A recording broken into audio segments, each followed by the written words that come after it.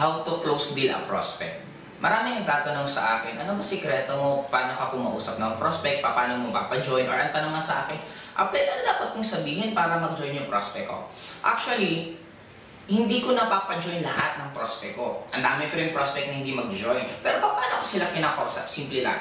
After ko mapresentan, ang tanong ko lang kumusta. Sunod kong tanong, pag nagsabing maganda, tatanungin ko anong plano niya. Tatlo lang naman mag-iisip, mag-join, or hindi mag-join. Now, pag nagsabing mag-iisip, ang tanong ko, ano yung pag-iisipan mo?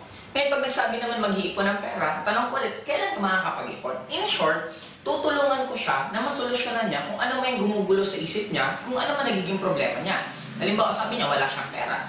Di pag-usapan namin, ano yung way para pwede siya mag-accumulate ng pera. Pero pag yung siya yung tipong tao na halos hindi na nga gumagawa ng paraan, halimbawa, sabihin mo, o pwede ka mangutang sa parents mo. Pag ang sagot, wala silang pera. O pwede tayo magbenta ng produkto, wala ka sa kilalang may sakit Pag ganun ang kausap mo, alam mo na hindi mo na dapat kulitin. Ang nagiging problema kasi sa atin sometimes, hindi lahat ng tao magne-networking. Hindi lahat ng tao gusto ang ginagawa natin. Kailangan natin i-accept yun.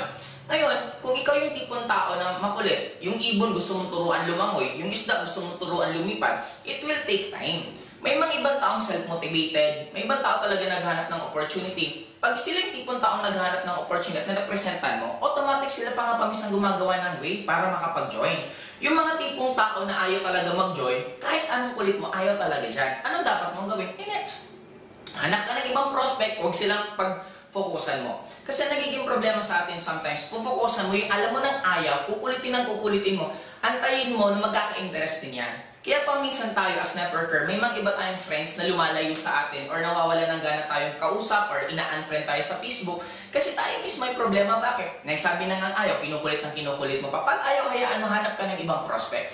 Ang daming tao dyan na interested magbago ang buhay nila. Ang daming tao dyan na willing gawin ng networking. Then doon ka mag-focus. Huwag kang mag-focus sa tao na sa panahon ngayon or hindi pa sila handa para sa opportunity binibigay mo. Kasi malay mo, after 6 months, after 1 year, kukontakin ka rin nila. Actually, ang dami kong personal experience na napresentan ko after 1 year, after 2 years. Ako mismo yung tinitext, uy, mag-join na ako dyan sa AIM Global. Kaya guys, ang pinakasimple lang na gawin mo, presentan mo, after tanungin mo kung kailan mag-join, kung anong gusto nila, or tulungan mo anong way para makapag-join. Pag sila yung tipong tao na willing din, then yung mga tipong tao na dapat pina-follow up mo at ina-assist mo. Pero yung tipong tao na sabi mag-join, tapos nung time na tinitext mo, hindi na nagre-reply, pinatawagan, hindi sinasagot, alam mo na anong ibig sabihin nun. Kumbaga, huwag ka na maging manhid, hindi na nga sinasagot text mo, hindi na sinasagot call mo, ibig sabihin, hindi siya interested. Anong dapat mong gawin? I-next. Kaya huwag mong pahabain ng agony, ng sakit, ng paghihirap mo. Kumbaga, kung ayaw, kung gusto, gusto.